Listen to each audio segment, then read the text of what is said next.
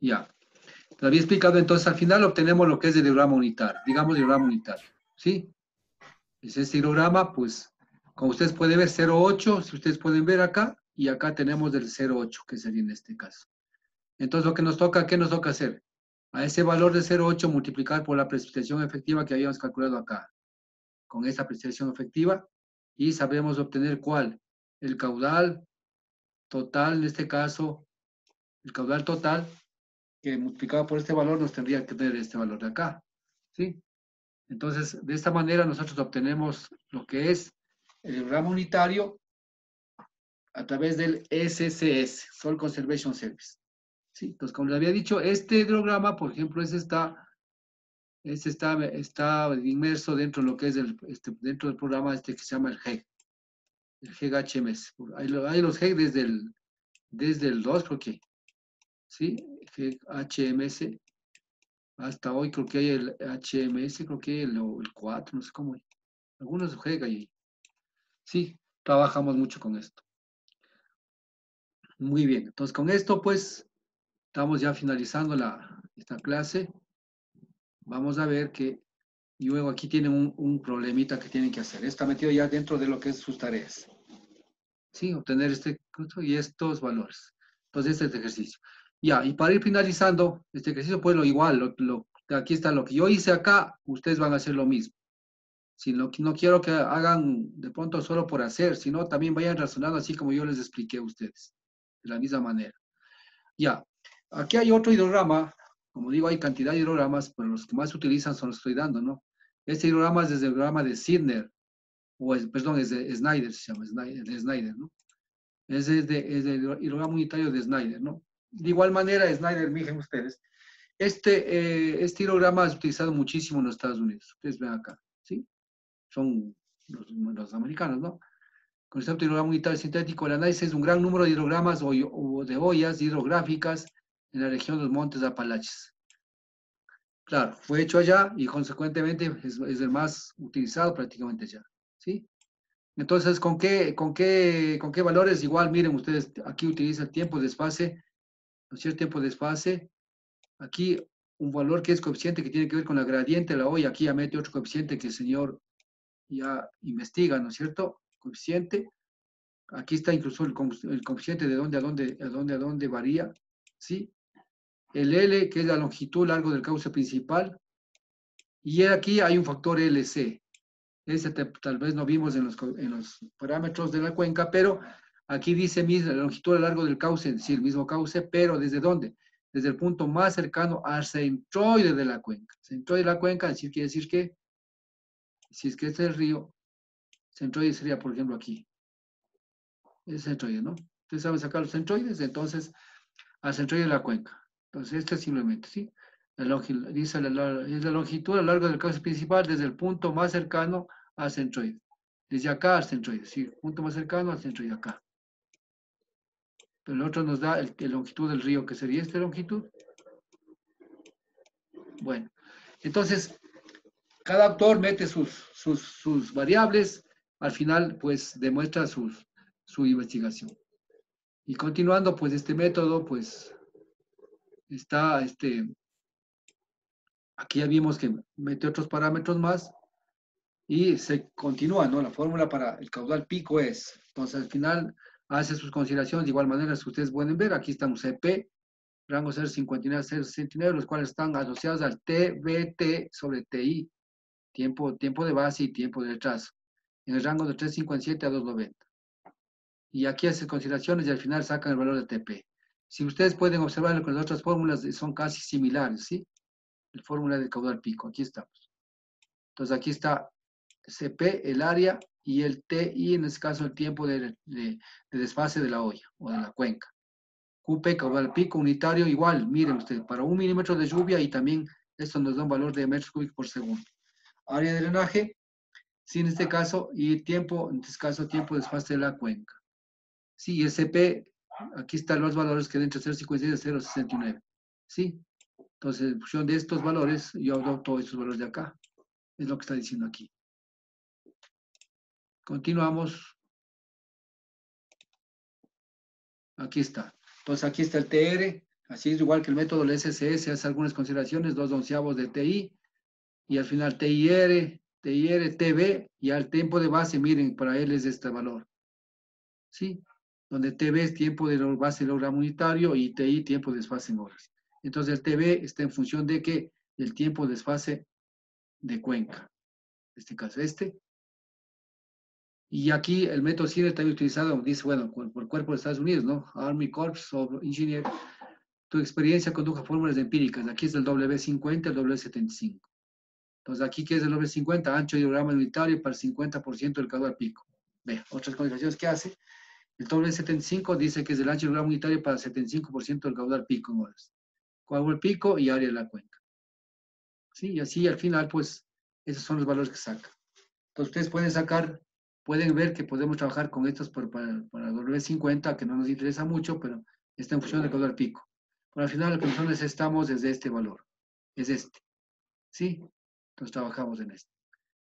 En este no le he puesto ningún ejercicio porque no se aplica mucho en el país. Bueno, sí se aplica, ¿no? Pero no así con mayor intensidad. Los métodos que di anteriormente se aplican con mayor intensidad acá en el país. Pero el que quiera aplicar, pues lo puede aplicar porque al final los parámetros que tenemos aquí son parámetros que se miden en las cuencas de nosotros, ¿no? Sí. Ya, entonces, pero es más aplicable esto en los Estados Unidos por si acaso. ¿Ya? Entonces, con esto, pues, nosotros hemos terminado lo que es, en este caso, lo que es el diagrama unitario. Todos los conceptos y los diagramas que nosotros conocemos. Hay otros diagramas más, pero no son no muy conocidos ni tampoco tan aplicables en el país. Lo que les he dado son los que aplicamos acá en el Ecuador. Ahora, claro, en función de eso, nosotros podemos hacer nuestro propio diagrama, que alguna vez soñaríamos investigar. También el apoyo podríamos hacer, pero al final esto es. Entonces, como ustedes pueden ver, aquí tienen unos deberes que ustedes ya, algunos están haciendo los de acá, faltan los de acá, entonces ya ahorita ya con esto pueden hacer sus deberes. ¿Alguna pregunta hasta aquí lo que es diagramas unitarios? Recién acabamos de la semana anterior. ¿Alguna pregunta, compañeros, casi digo, muchachos? Dígame. Todos están, ¿no?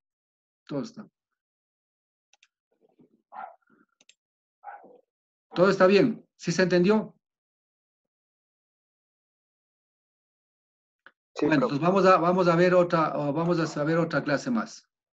¿Sí? Vamos a ver otra clase más. Voy a... La siguiente lámina vamos a ver. Profe, disculpe, Dígame. yo me tengo que retirar porque tengo un parcial en un ratito ya. Bueno, no hay problema, retírate nomás. Yo voy a dar una introducción a la otra parte de la estadística, ¿no? Ustedes estadística sí manejan. Ya, Ya, muchísimas gracias. listo, no te preocupes. Ya, vamos a ver en este caso lo que es estadística hidrológica.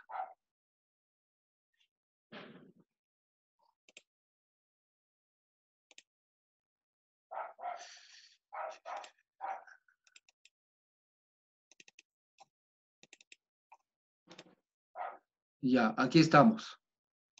Entonces vamos a ver la siguiente clase, ya comenzamos en este caso lo que es la estadística hidrológica. Es decir, debemos entender de que la hidrología, como ustedes pueden ver, si bien es cierto hasta este momento, lo que hemos estado es un poco aplicando la media aritmética, nada más, pero al final todos los datos, con ustedes cuando hicieron lo que es análisis de, de datos, lo que es relleno de datos, toda esa cosa, ustedes trabajaron en función de la parte estadística, ¿no es cierto? Entonces, también la estadística, hablamos en lo que es la parte, de qué es la parte hidrológica. Hay que entender que la parte meteorológica y la hidrológica es full estadística, ¿sí? Es full estadística, por eso existe una incertidumbre en los resultados, ¿no es cierto? Y para eso también, por eso en la estadística, nosotros utilizamos lo que son los niveles de confianza para saber si es que esta información general está buena o es mala y para poder rechazar o aceptar esta información. Entonces vamos a ver en este capítulo lo que es en este caso la estadística, perdón, el análisis de la probabilidad probabilidades estadísticas, ¿sí? Sí, análisis de probabilidades estadísticas, que se ha puesto 2 veces el título aquí, y voy a borrar esta parte, ¿sí? Hablamos en este caso de lo que son los elementos de estadística en la hidrología, en este caso en la hidrología, ¿sí? Y lo que son los elementos de probabilidad, digamos, de probabilidad y hidrología. O sea, en este caso hablamos de la estadística hidrológica y lo que son las probabilidades y consecuente lo que serían los periodos de retorno que trabajamos. Vamos a ver. Si bien es cierto, nosotros en los diagramas unitarios no hemos hablado de lo que es periodo de retorno. ¿Por qué? Porque simplemente llegamos a determinar un valor de caudal pico para 1 milímetro de lluvia. Algo hablamos en el método del SCS cuando dijimos que calculamos la precipitación efectiva a través del número de curvas, ¿de acuerdo ustedes? Sí, que vimos recientemente. Y decía yo que esa precipitación efectiva era calculada que para quién, para un periodo de retorno, así era simplemente, era calculado para un periodo de retorno. Entonces, sí, Andrés, ¿cómo te va? Buenos días, Carlos. ¿Cómo Sí, estás? ¿cómo estás, hermano? Estoy en clase, dime. No estás en clases, no te interrumpo. Rapidito nomás puedes decirme. Sí, solo quería hacerte acuerdo del mapa de inundaciones. Ya. ¿Sabes qué? Yo recién estaba analizando la información de la parte de la topografía. Debido a que estoy ahorita con 2 materias, entonces todavía no le he tomado. La próxima semana ya acabo y ahí sí ya voy a dedicarme a eso, hermano. Por eso no te llamaba. No. Ya, chévere. Yo Ya. le puse, bueno, con todo yo puse un correo ahí de recordatorio. Ya. Porque, bueno, más que nada me preocupa que con el mapa de geología no hay muchas coincidencias.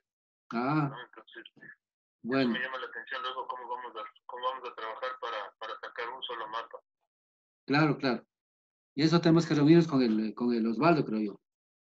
Sí, sí, yo quisiera yo hacer una reunión la próxima semana con ustedes para conversar un poco del tema. Claro, lo que pasa es que Osvaldo tiene que darme lo que es las terrazas y él no da las terrazas. Ese allana al mapa de Caminosca y para mí no está bien porque él debe trabajar en función de las terrazas que dejó el río y en función de eso delimitar a alturas de inundación. Entonces, eso es lo que yo quisiera porque yo he trabajado con geomorfólogos y ellos me dan así. Y con eso a mí me corrobora o me quita incertidumbre en mi modelación. Porque la modelación mía está en función de la topografía y eso no te puedo, o sea, eso es lo que me da el modelo y eso es lo que es la realidad. Pero en función de eso hay que ajustar a las terrazas y con eso pues, podría ser mejor. Nada más. Entonces eso es lo que quisiera. De ahí, claro, allanarse el mapa, yo también me allanaría el estudio de Caminosca, algo que yo no estoy de acuerdo con Caminosca, porque ellos hacen un estudio, pero al final no hacen nada con un mapa en donde sacan sus datos, sus resultados, y nunca eso está graficado en un mapa. Entonces yo sí con razón me digo que no he dicho que está mal de Caminosca, ni tampoco me allano a Caminosca, pero yo hago mi propio estudio y determino lo que en realidad da las cosas. Los caudales, algo coincidimos con Caminosca, sí coincidimos con Caminosca. Si tú revisas Caminosca en mis caudales, estamos por ahí. Yo aplico 2 métodos. Entonces, como por ahí estamos caminando con Caminosca. Exactamente. Entonces, en hidrología, pues yo no creo que esté muy mal el estudio de Caminosca, pero sí sería... No, el Caminosca no digo que está mal. Lo que pasa es que Caminosca no aterriza en un mapa. Caminosca te da cálculos, te calcula y al final nunca te llega a graficar esos resultados de un mapa. Así de sencillo. Es lo mismo que yo te calculo cantidad de cuadros y al final te pinto ahí un mapa por pintar, o sea, en función de lo que te dicen la geología y al final. Nada más, no te dan más, pero la situación es que tú das datos caudales y cotas de inundación y esas cotas deben estar dibujadas en el mapa. Si no está dibujada, no te vale más que una información ahí nada más. O sea, para mí, yo puedo discutir con quien quiera que sea que ha hecho el estudio. Yo tengo mi razón. Ahí está mi estudio y está exactamente lo que da. Así es de sencillo. Entonces, cualquier cosa hablamos, hermano. Sí, ya. Bueno, pues te dejo la inquietud y a ver si la próxima semana, yo creo que a la altura del miércoles, ya. podemos Correcto, no tengo problema. Sobre todo es mejor en la tarde, ¿no? Sí. En la mañana creo que están con clases ustedes. Sí, clases, pero verás, a ver cómo sería. Pero para mí el concepto mejor sería a partir de las 12 hasta las 2 tengo chance yo cualquier día, porque yo a las 2 también doy clases de hidráulica. Ahorita estoy en clase de hidrología. Ya. ¿Y después? ¿Y más tarde? A las 5. A las 5. Sí, de 5 ahí sí cualquier momento. Ya. Porque estoy con 2 materias en este periodo. La otra tengo una sola materia. En la mañana, y entonces en la mañana es más fácil para ti. Puede ser en la mañana, pero ¿a qué hora sería? A las 8 o 9. Porque a las 9 tengo clases. Ya, de 9 a 12. Sí, de 9 a 12. Ya. Ya. Ya, listo. Bueno, ya reviso los horarios de todos y ya les convoco. Ya ahí vemos. Ya, chao, hermano. Chao, chao. Listo, Carlos. Ya, listo. Vamos. Entonces vamos a continuar, muchachos. Entonces, en este caso vamos a ver lo que son las probabilidades. Como había dicho, pues, en este caso, pues, en la estadística es utilizada ampliamente en la parte hidrológica y la meteorológica, ¿sí? Entonces, aquí hablamos, por ejemplo, aquí está un concepto que yo he tomado que está en muchos libros, y en el caso mío. Entonces, miren, ustedes aquí lo que pongo aquí, ¿sí? Las causas que actúan en ciclos hidrológicos superficiales de carácter meteorológico y la propia meteorología. O sea, miren, yo aquí hablaba exactamente, estábamos hablando de qué. Hablábamos de lo que es en este caso,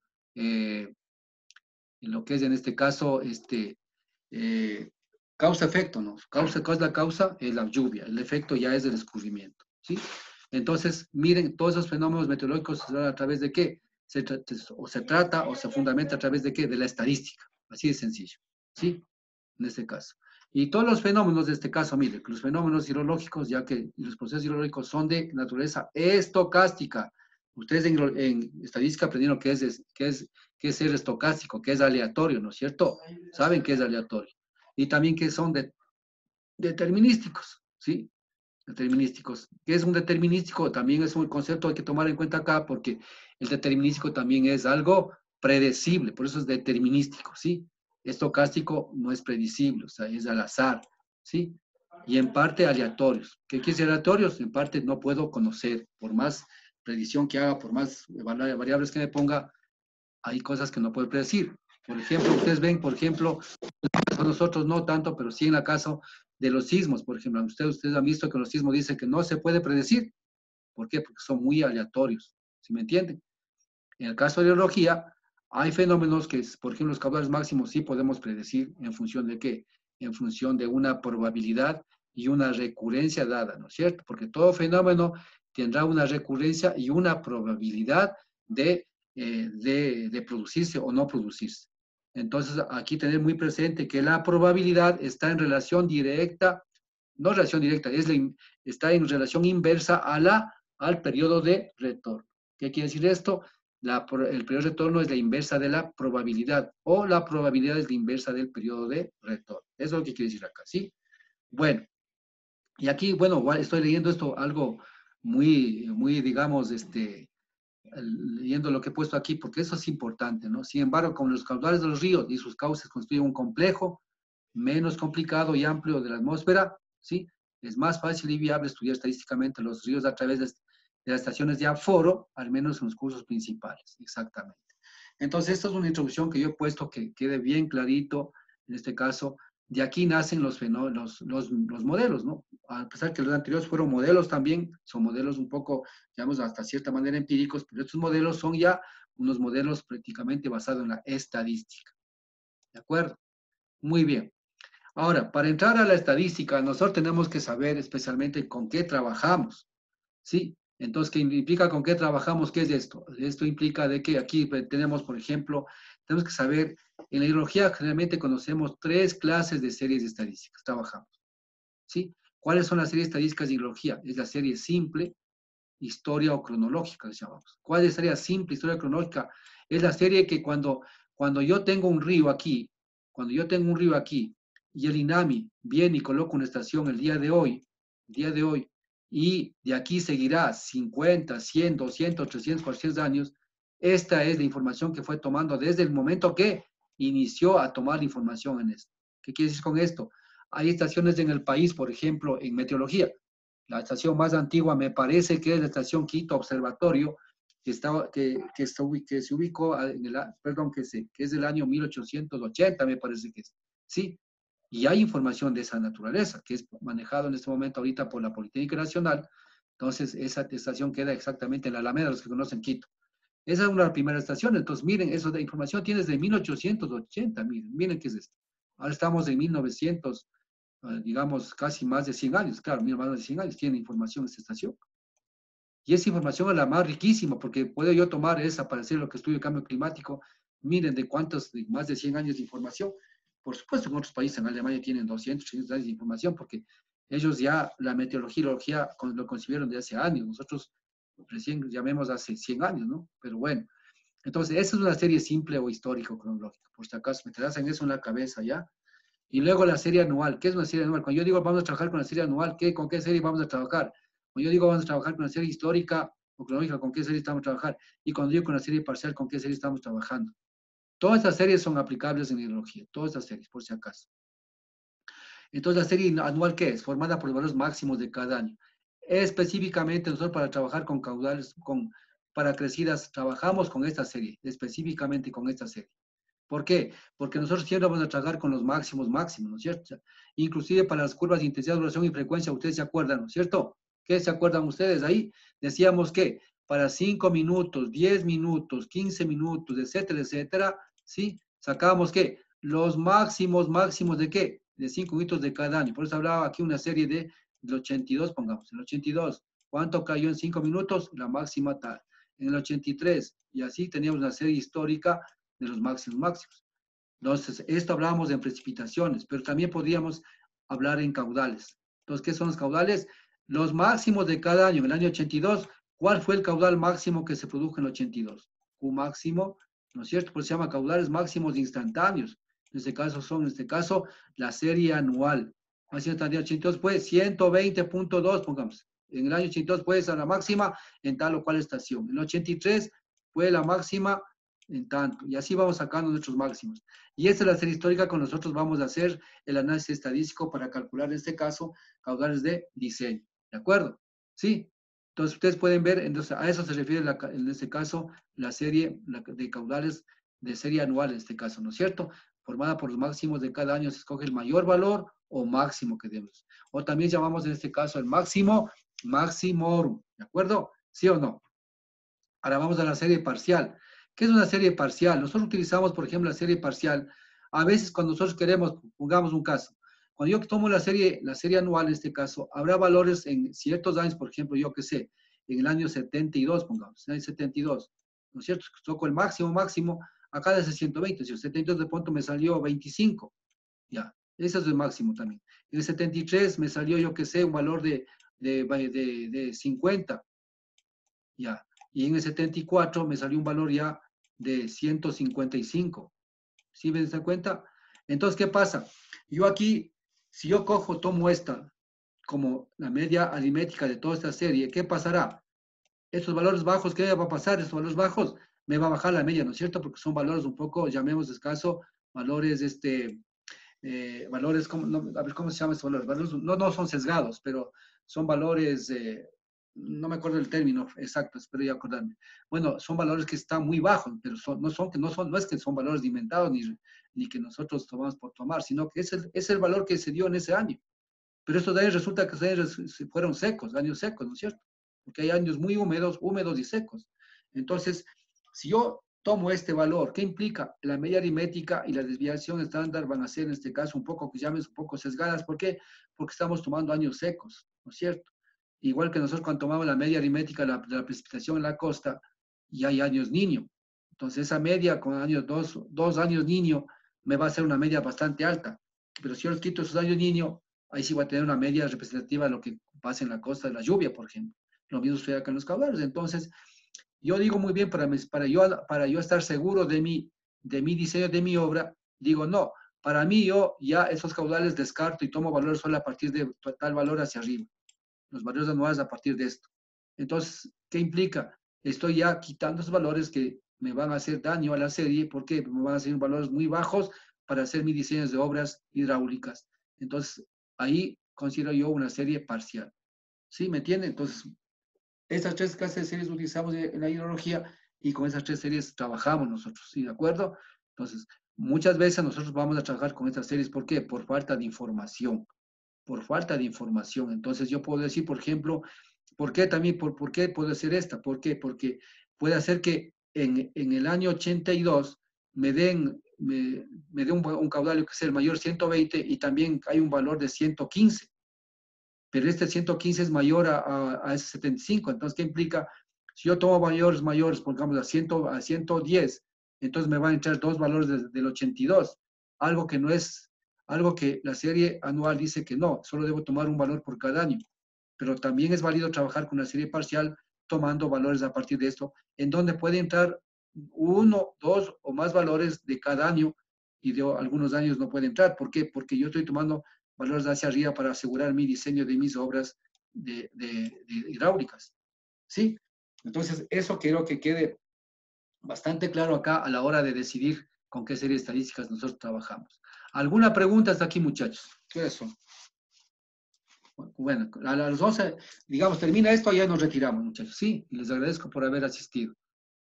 Aunque ustedes saben que no avanzamos mucho por el sentido de que esto hay que ir explicando de suave, para que ustedes vayan entendiendo. Ya, continuamos. Entonces aquí dice, vea, miren lo que dice, los eventos hidrológicos no son gobernados por leyes físicas, sino por leyes del azar. O sea, en lo que decimos dicen los jóvenes, los pelados, dice, por las leyes del destino, ¿no es cierto? A veces dice, ¿y con quién me casaré? Tengo tantas peladas que no sé. Entonces, a veces la ley del azar, el destino, ¿no es cierto? Lo mismo la hidrología, por las leyes del azar. ¿Por qué? Porque se presentan, de pronto, no, de mañana llueve, posiblemente no llueva, son fenómenos al final, ¿no? Entonces dice, mire, son fenómenos erráticos, complejos de naturaleza aleatoria. Muy, eso tenemos que saber. Ya. Otra, el conocimiento de tecnología es básico para el diseño de ingeniería. Escucharán, esta parte es básica. ¿Por qué estudiamos ingeniería? Es por esto. Porque si no hacemos ideología, toda la obra va a fallar, así como muchas obras han fallado. ¿Por qué? Porque no tomamos en cuenta lo que es la hidrología. ¿Sí? Vea, definición de condiciones críticas. Hay muchas obras que fallan. ¿Por qué? Ah, no, pero si el chico está aquí nomás, ¿está para qué más? Sí, entonces esa es otra cosa ya. Ya, la otra definición del comportamiento hidrológico requiere, vea, mire, análisis probabilísticos, estadísticos basados en registros históricos. La primera serie, ¿no es cierto? Serie, ¿qué decía? Serie cronológica o histórica, ¿no es cierto? Y además de eso, en este caso, la hidrología trata con variables aleatorias. Entonces, todo esto tenemos que considerar dentro de lo que es el análisis estadístico de los datos hidrológicos. ¿De acuerdo? Sí, esto ya vieron ustedes en estadística, pues simplemente lo que estoy haciendo es un recorderis dentro de lo que es la hidrología, ¿ya? Ya. Ahora sí vamos a saber un poquito, a recordar lo que era una variable aleatoria. ¿Se acuerdan ustedes en estadística? ¿Sí? Variable aleatoria. Dice, no puede, o sea, aquí dice cuyo comportamiento no puede predecirse con certidumbre. ¿Qué quiere decir? No puede predecirse con una verdad dada.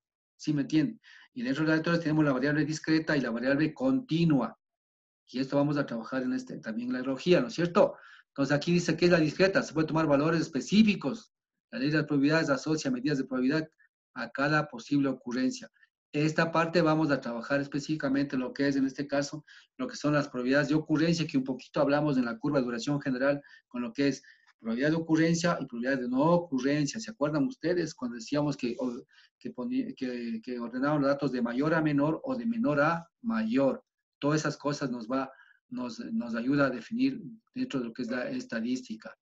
¿De acuerdo? Luego tenemos las variables continuas, ¿sí? Las continuas, en cambio, si se puede tomar datos de valores en rango de ocurrencia, dice en este caso, aquí hablamos de la ley de probabilidades, asocia medidas de probabilidad a rangos de ocurrencia. ¿Qué quiere decir esto? Rangos de ocurrencia quiere decir que la mayor cantidad, en este caso, de datos, nosotros trabajamos con ¿qué? Trabajamos con rangos, en este caso, de ocurrencia, o en este caso, que también se llama estos intervalos de frecuencia, 50 acuerdas, sí, intervalos de frecuencia para, ¿se acuerdan ustedes de las probabilidades acumuladas? ¿Se acuerdan ustedes de la frecuencia relativa y la frecuencia absoluta? Sí. Y cuando nosotros trabajamos en ese caso, hablamos de un límite mínimo y un límite máximo, y eso se llama, ¿cómo se llamaba este? Rango, ¿no es cierto? ¿Se acuerdan que se llamaban rango? Sí. Entonces nosotros también definíamos el rango de qué? Digamos, la longitud del rango, ¿no es cierto? ¿Qué decías? El rango en función de la máxima menos el mínimo es el número de datos para dividir el número de rangos que nos daban en la estadística. Entonces ahora vamos a utilizar lo que aprendimos en estadística acá, totalmente. Entonces, trabajando con este caso de variables, en este caso continuo. Pues acordarse un poquito de estadística, nada más con eso avanzamos mejor. Muy bien. Aquí hablamos un poquito ya, claro, por supuesto que hablaremos un poco de conjuntos, pero más bien aquí lo que quiero saber quiero indicarles es que aquí estamos hablando, en este caso, ¿qué estamos hablando? Estamos hablando no, bien está. Entonces estamos hablando en este caso de muestras. Entonces, vea, del estado muestral. Entonces, si ustedes ven de conjuntos, ese sería todo el espacio muestral. ¿O la qué? En este caso sería la población. ¿Se acuerdan ustedes de la población, no? Y ya estamos hablando de muestra. ¿Sí? Entonces, de población, vamos a poner un M, pero la población, nosotros, ¿cómo poníamos en nuestra nomenclatura? No sé si ustedes utilizaron, por población era con N, y la muestra nosotros utilizamos con N minúscula, ¿se acuerdan ustedes? ¿Sí? Entonces, la población, o también llamamos en este caso el espacio muestral. Aquí sería toda la información, en este caso pongamos de caudales de una estación, esta sería la población. Y al final, de pronto, nosotros trabajamos con muestras, de una muestra A, sería de un evento A y un evento B. Entonces, ¿se acuerdan ustedes en los diagramas decíamos, analizamos algunos eventos? Entonces aquí estamos hablando de evento A y evento B. Y aquí hablamos en este caso la intersección, en este caso A intersección B, de dos eventos. Es decir, en este caso se unen todos los elementos, pero hay que ver qué elementos de B se repiten en A y qué elementos de A se repiten en B. Y al final eso está dentro de lo que se llama la intersección, en este caso, ¿no es cierto? Y hablamos de este caso, aquí está justo eventos A y B como subconjunto del espacio muestral o de la población, ¿no es cierto? Entonces, en la mayor parte nosotros siempre estamos trabajando con una parte de lo que se llama muestras, ¿sí? Ya. Ahora sí, análisis probabilístico, ¿no es cierto? Entonces siempre vamos a trabajar lo que son las probabilidades, ¿no es cierto? Que tiene el comportamiento de la población, que es esta población de acá, ¿sí? Lo que dijimos, comportamiento de la población, ¿sí? Y en las estadísticas hacen diferencias sobre la población. Entonces, ¿qué pasa nosotros? Nosotros generalmente, si es que tuviéramos chance de tener toda la información, como dije, desde el año 1800 hasta ahora, estaríamos trabajando con toda una población, pero ni siquiera así tenemos la población, porque ustedes debemos saber que si hablamos de la misma vida de la Tierra, ¿no es cierto? Entonces, ¿qué pasa? Esos ríos ya existieron de pronto tiempos, y nosotros apenas en el año 1800 comenzamos a tomar información. Entonces, ¿qué es lo que estamos haciendo? Simplemente estamos trabajando con una muestra del comportamiento en la historia de este río, de un comportamiento en la historia de esta cuenca, ¿no es cierto?, de cualquier dato que sea. Consecuentemente, la mayor parte de nosotros trabajaremos en función de ¿qué? En función de muestras prácticamente, ¿no es cierto? Y aquí más bien lo que más bien asociamos son eventos, ¿para qué? Para que estos eventos son parte de ¿qué? Parte de un gran espacio muestral o una población, ¿sí? Entonces, cuando yo estudio una muestra, ¿qué implica? Si yo he tomado información en esta estación aquí, 20, 50 años, no es más que una muestra del comportamiento de los caudales de esta estación aquí en el tiempo, ¿no es cierto? Entonces, ¿qué quiero decir con esto? Estoy trabajando con esta muestra y los valores de media aritmética, desviación están, lo que quiera que sea, lo que hago es simplemente decir, ya, el río tiene un comportamiento promedio de esto. ¿Qué estoy diciendo yo? Es como que el río toda la vida ha tenido un caudal medio de tanto. ¿Qué estoy haciendo? Inferenciando. ¿Sí saben qué es inferenciar, no es cierto? Sami, ¿qué es inferenciar? ¿Qué es inferenciar?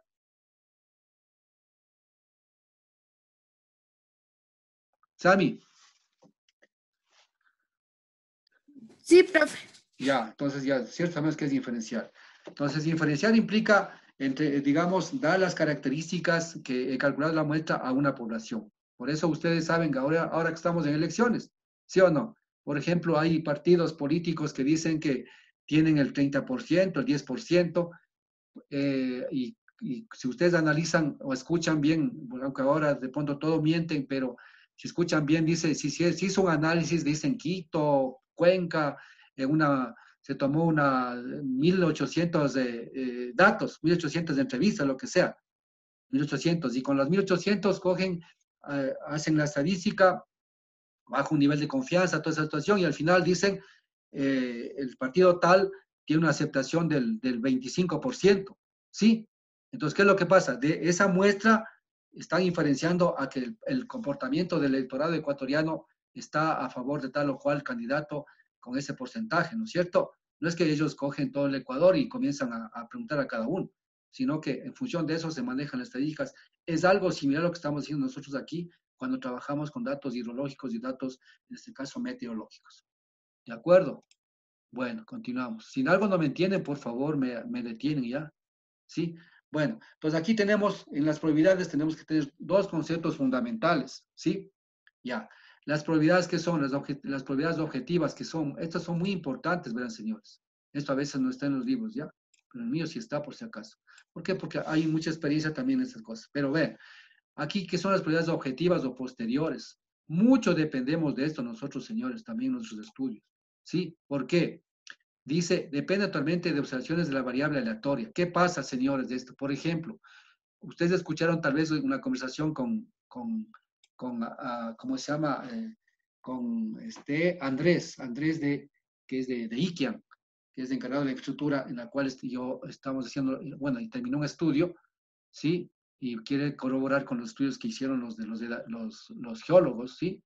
Y dice que algunas partes no coincidimos con ellos. Entonces, yo había propuesto, yo hice mi propio estudio con datos reales y ellos pues prácticamente se allanaron un informe hecho por Caminosca. El problema, los que dicen eso, pues el problema que tienen que aprender es, bueno, al final. Entonces, ¿qué pasa, señores?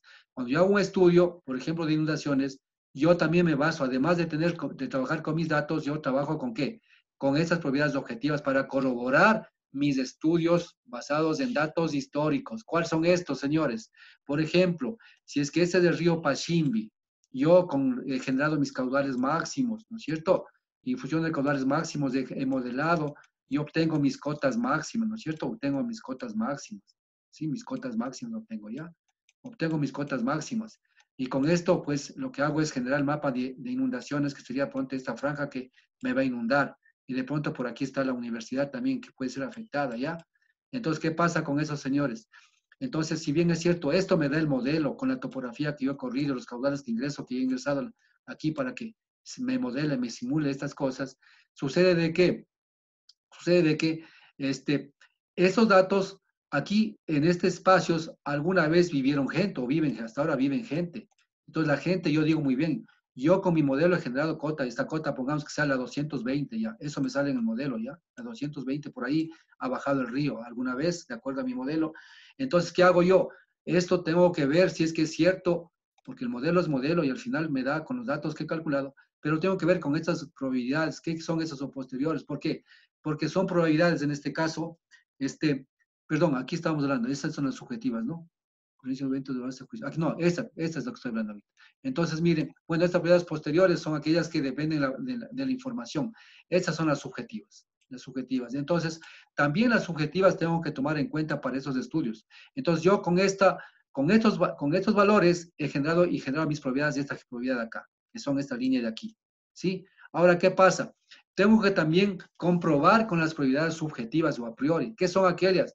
En función del ocurrencia de movimiento, la base de juicios personales y experiencia. ¿Qué es experiencia? Experiencia implica que cuando vivió gente aquí, yo digo, hago una encuesta a lo largo del río y digo, indíqueme, ¿usted cuántos años vive? Vivo 60 años. A ver, ¿cuál fue la última crecida que tuvo el río y hasta qué nivel llegó? Ellos me dicen, hasta por aquí llegó. Ya, hasta por aquí, o hasta por aquí llegó. ¿Sí me entienden? Entonces son cosas que ellos no estudiaron nunca, pero vivieron la realidad y vieron que el nivel del agua llegó hasta ahí, la última crecida. Entonces, si ellos viven 50 años, podría estar hablando de qué? De una recurrencia de 50 años, podría estar hablando yo ya, ¿no es cierto? Y si yo modelo y la línea me sale por aquí, ¿qué pasará? Estoy exactamente seguro con mis cálculos, ¿no es cierto? Estoy seguro con mis cálculos y lo que más estoy corroborando que esta línea o esta recurrencia fue de 50 años respecto a lo que el señor me acaba de decir. Entonces yo, generalmente, con mis estudios, ¿qué hago yo? Generalmente siempre paso por el sitio donde están haciendo los estudios, hago mis encuestas,